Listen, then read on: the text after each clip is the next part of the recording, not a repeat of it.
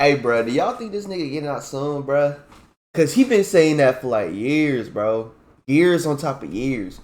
But hey, let's find out, bro. Now, let's find out. Covering the YNW Melly case. Let's find Once out, again, bro. the trial for Melly's case, for anyone who doesn't know, is in the horizon. Right now, they're in the jury selection stage of the murder trial. The trial has been pushed back I don't know how many times, but it looks like it's proceeding at the moment. I wanted to give my final take on what I think is going to happen, but before that, we got to go over the case one more time. So, with that being said, let's talk about it. Now, YNW Melly, a name I think a lot of people are familiar with. YNW Melly is a 22-year-old rapper out of Florida who blew up back in 2018 with the song Murder on My Mind. Some people might recognize him from his music, others might recognize him from this very much controversial case that he's up against. I want to go over the basics of the case once again and give you my final take on what I think is going to happen, so let's start talking.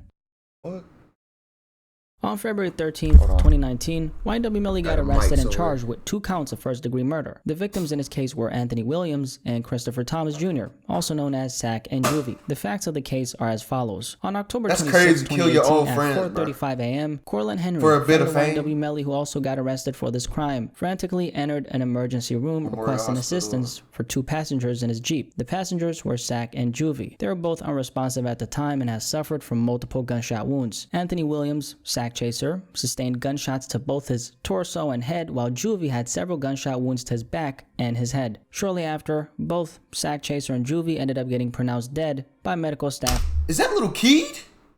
Is that little Keed? At the hospital. Cortland Henry got questioned by the police, and this is what he told them. He had apparently just came from a recording studio in Fort Lauderdale with 2 of the victims when a car pulled up on him as he was driving. Henry stated that he lowered his body in a protective stance to avoid getting shot. Henry also claimed that when he eventually sat right up, he realized that both Sack Chaser and Juvie had gotten shot. That's when he decided to go to the nearest hospital alone. How do you notice they got shot, bruh? Like, how's that even a question, bruh? Like, you didn't hear them shots? You didn't hear them shots? Hello? Bro, I swear, people are just the rest. dead, Cortland Henry did show up to the hospital alone, but he wasn't really alone. He was actually with Melly a couple minutes prior. As far as that, well, Melly had at the time taken off while Cortland was bringing Sack and Juvie to the hospital. The police started investigating this crime immediately, and they found out a couple things. It turns out that Melly was actually in the same Jeep with Sack and Juvie and Cortland Henry. Henry was the one driving, Melly was sitting at the left rear passenger side, Sack Chaser was at the right front passenger side, and Juvie was at the right rear side. The car they were in, it was a Jeep, was at the right. Did the right rear passenger get out first before Melly? I remember him getting out first, bro. Like, this dude, how did he beat it? How did he beat the case, bro? Like, I was confused, bro. Everybody was confused. I mean, confused at the time, bro. I don't know how that nigga got out, bro. Right front passenger side, and Juvie was at the right rear side. The car they were in, it was a Jeep, was riddled with bullet holes. And the police, of course, investigated exactly where those bullet holes. This is why you can't trust the people around you, bro. Actually, know the people who are around you, bro. Cause like, this shit gonna happen to you, bro. I'm not speaking on it, but this can happen anytime, any day, bro. This is why you gotta pray for everything, bro. Like, I'm not saying you gotta pray like every single day, but like, repent, bro. Just like, ask God for forgiveness, bro. Come on now. Holes came from, and that's when they discovered something interesting. The victims were, according to forensic evidence, shot inside the car first, and the holes on the exterior were later discovered to be staged in an effort to misdirect the police's investigation. They also had these cell towers. The cell towers revealed that Melly was in fact in that Jeep with Sack, Juvie, and Cortland. It also showed that Melly passed the location where the actual crime happened, which was not consistent with what Melly and Cortland told the police. The cell phone towers also revealed something else. YNW Melly, only a couple minutes prior to Cortland entering the hospital with Sack and Juvie's bodies, had exited the vehicle and took off. The evidence also revealed that both Melly and Cortland were driving around with the 2 dead bodies. Do y'all think he getting out no time soon, bro? Cause it looks like he ain't getting out, bro. He said he was working on getting out this year, but like, we can't believe that. He's been saying that every single week, bro. Every single year, bro. Year on top of year, bro. Like, bro, if it happens, it happens, bro. Do y'all think he gonna end up like Bobby Shmurda twerking, bro? We don't know, bro. Before Henry went to the hospital, the police discovered some more evidence that contradicted what they had been told. With the help of canines at the scene of the crime, a total of driving around with the 2. That's crazy. He gonna wear this, bro. even though he was in the car, and then he thought he never heard something. Like, what? That didn't make any sense, bro. He said he never heard something. That's what the dude just said, bro. Long live Juvie, long live Sack. Pause.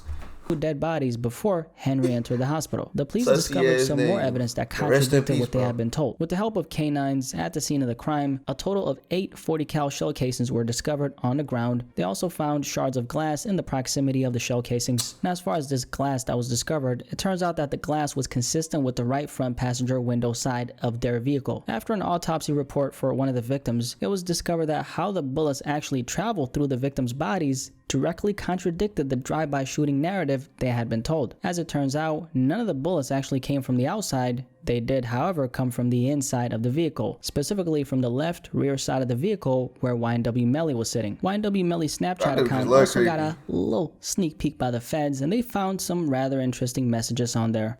On November 9, 2018, 14 days after the homicide of Sack and Juvie, Melly was communicating with his girlfriend at the time, and he said a couple things, like, "This nigga saved my life, he coming every..." Is this dude black behind the camera? Hey, hey, what did you just say again? Girlfriend at the time, and he said a couple things, like, "This nigga saved my life." Huh? Is this dude black, bro? If this dude not black, bro, we gonna have to beat his ass away. Life, he coming everywhere with me because of them crackers. Come grab him, it's my fault, you forgot. Melly also, "I keep boiling wit because at the end of the day, he did one of our realest shit in my life." These statements to the cops suggest that Cortland Henry was loyal to Melly, perhaps because he was the one who drove the bodies to the hospital and dealt with law enforcement. I want to read the actual affidavit where they summarize a lot of the things we just talked about, and then after that, we'll continue talking. So this is what it says. In summary, the following information supports the finding of probable cause, including but not limited to false statements made by Henry at the hospital, false statements made by witnesses, and involved others to intentionally mislead this investigation. Demons, that is YNW Melly's real name, yes, it's Demons, fleeing the area, not cooperating. That's kind of cool. Like, if that's your first name, bro, that's kind of cool, bro. Yo, I ain't gonna lie.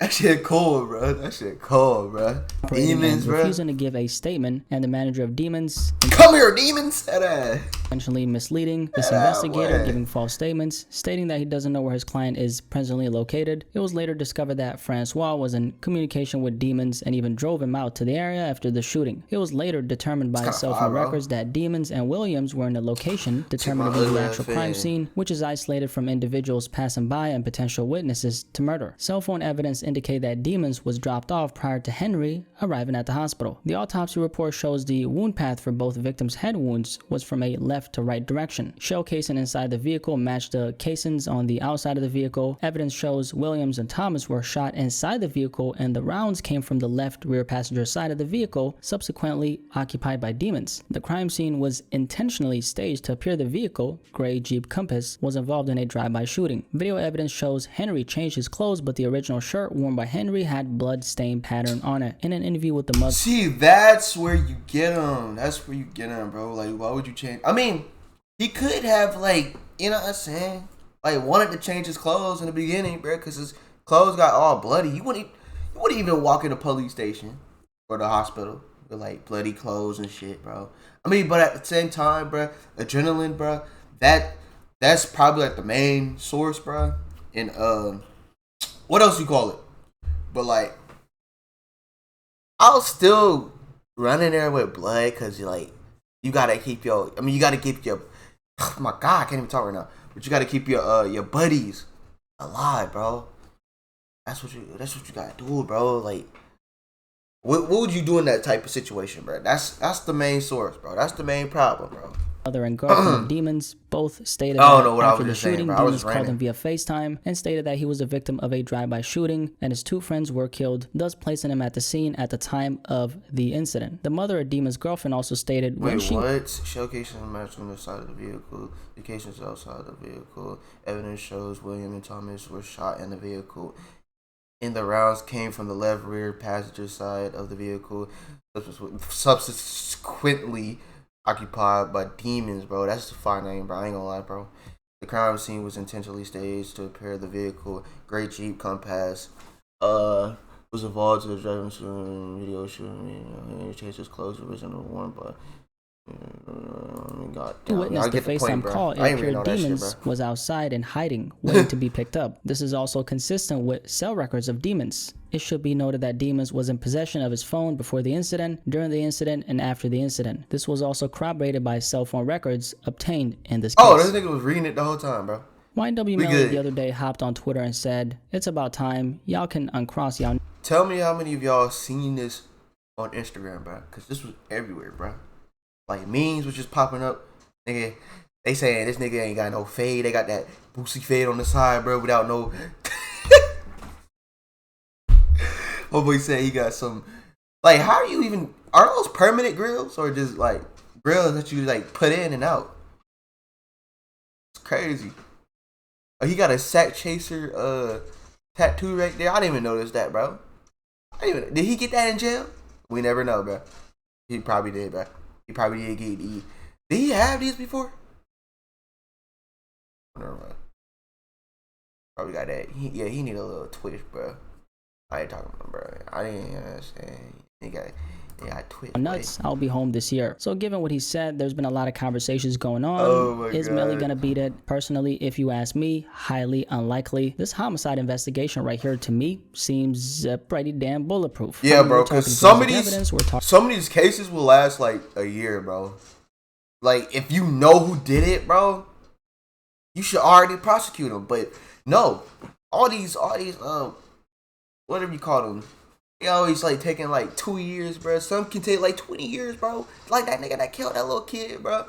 When he was 14, he killed like a 5-year-old, bro, out of rage because he was bullied. Hello, like talking ballistics, we're talking cell phone towers, we're talking a whole lot. And he living up in the New York, bro. He living up in NYC. How y'all feel?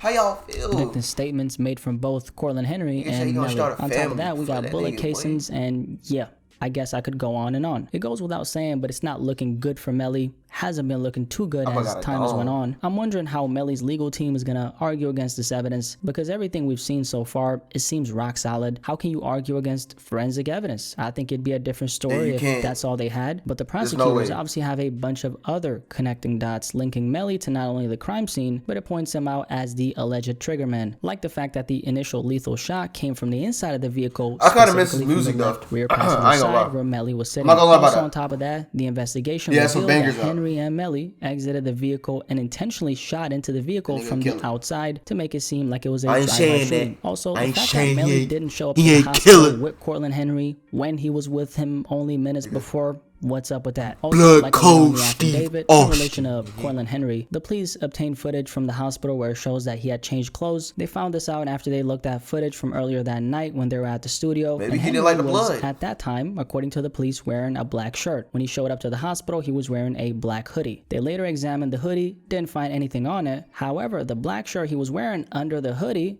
that had blood stains on it, both in the front and in the back. Considering all this alleged evidence they have against him, is Melly really gonna beat it? I think it's a miracle if he does. But yeah, the YNW Melly case is proceeding. I wanted to go over this case one more time because there's gonna be a lot of updates coming in the next couple of weeks, and nigga, you done probably made like 20 videos of this nigga, bro. Like, calm down, bro. Shut the fuck up, man.